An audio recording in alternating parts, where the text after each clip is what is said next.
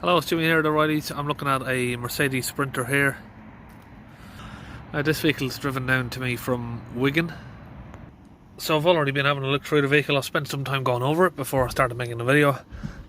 We had these codes here. Start motor malfunction, but the customers just told me that the whole wire and loom on the van was off. Someone replaced the wire and loom yesterday, and he needs to go back there as well again to get other stuff sorted out. So it's got an oil leak as well, which he needs to go back there for. So these I'm not going to pay attention to, just because he's telling me that the wiring has been replaced and he has to go back. He just needs to get this code sorted out that his mechanic cannot sort out for him. Ash content of the diesel particulate filter is not okay. So this is the report that I had there for it. Go back into the system again.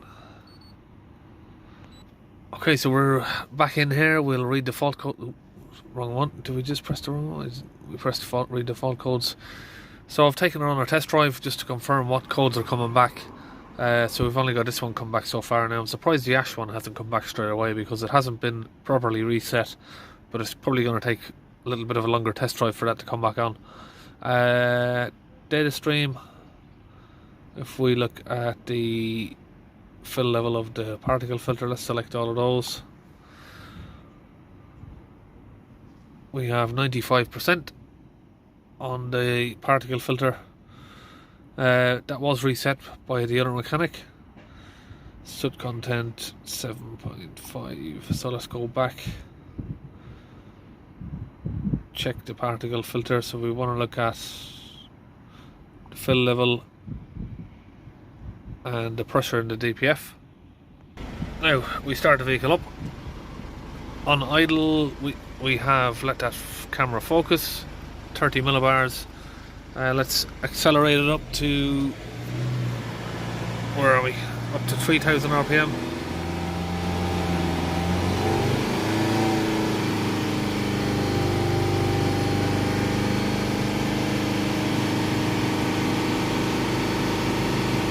Okay, so we're coming back from there. Now, just read the fault codes again, see that ash code come back.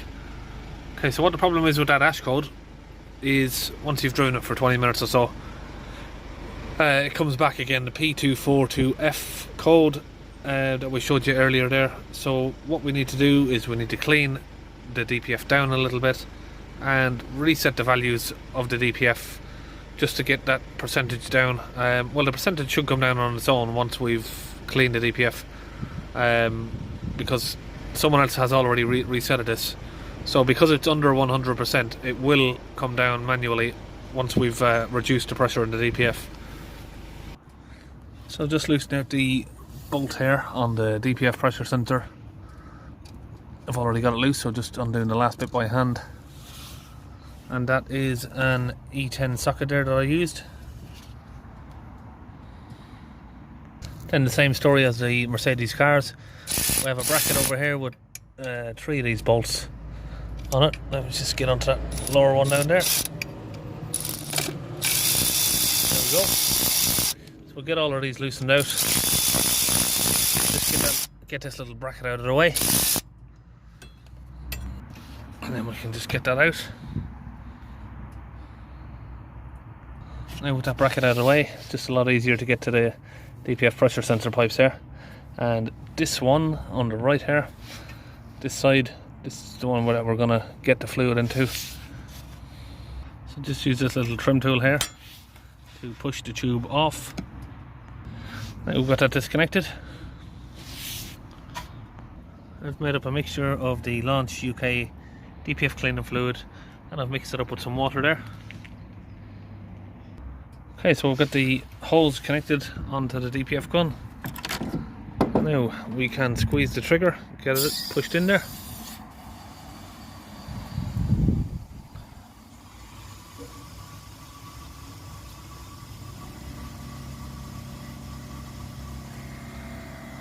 That's going to go in there now. This gun is connected up to the compressor in the van there, and we have that set at 9 bar or 120 psi.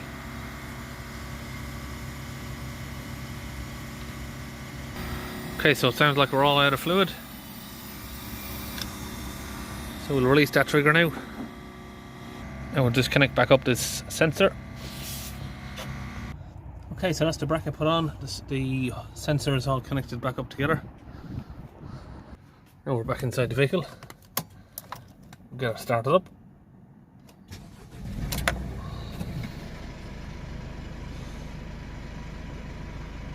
And we'll just get that live data back on the go. Where are we?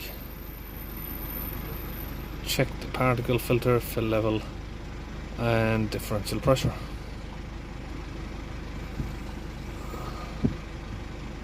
Is this what? Okay, we'll try and, oh sorry, the screen is a bit blurry there.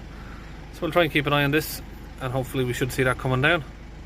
So we'll accelerate it up. So it doesn't seem to be moving from where it was originally at the minute. It's come down a little bit. Come down a little bit. Should start coming down fast in a minute.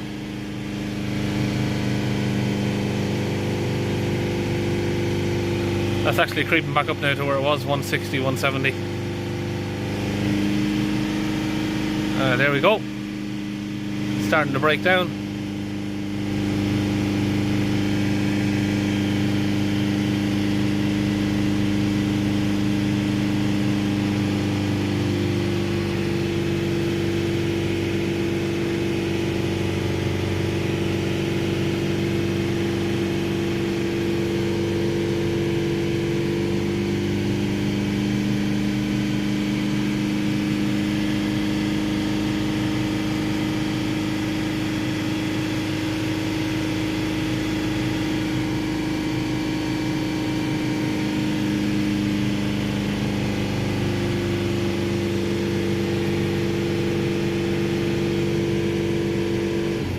Let it idle. I'll just check on it, the pressure now. 10 millibars. We'll try and get it down under that if we can.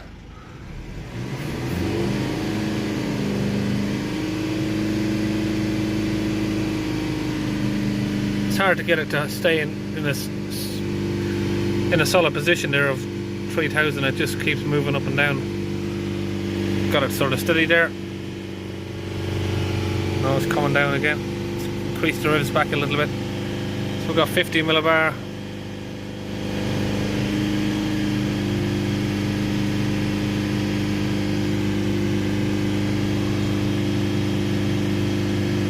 Well, it's actually coming down a bit low now, isn't it? So let the revs idle down. So we're still at 10 millibars. It's a bit conflicting there, because if it's only at 30 millibars on revs. Let's have a look. Pump all the revs up again.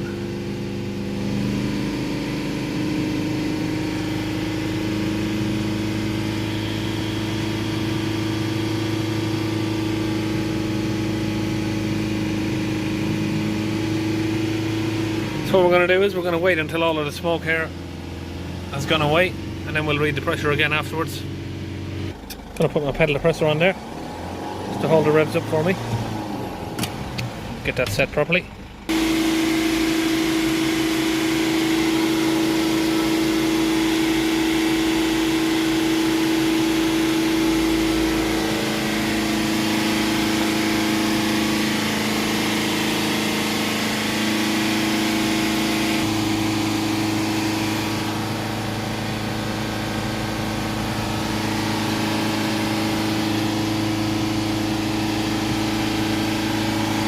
So we'll release that. So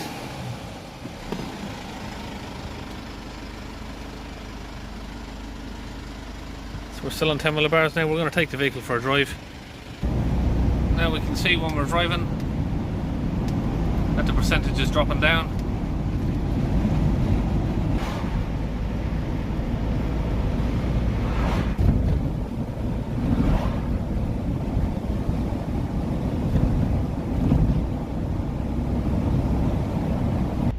Okay, I've just pulled over now to have a look. You can see it's still dropping as we're idling.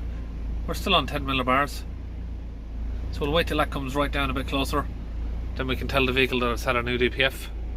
Okay, so now we're back from a drive. We are going to go to a special function diesel particulate filter, teaching process after a new particle filter. We'll press OK. Ignition on, engine not running, yes. Switch the ignition off. Press OK. Switch the ignition back on. And that's been reset. So now if we come back to the data stream, check the particle filter, fill level and differential pressure again. Should have those on 0. If we change that back to millibars, we'll start the vehicle up again. See where that's idling at. 10 millibars still. So we're going to take it on a little bit of a further drive now and see if we can get that down even further. Okay, we've had it on a drive. Let me get that screen to focus. It doesn't really want to come any lower than 10 on the idle there.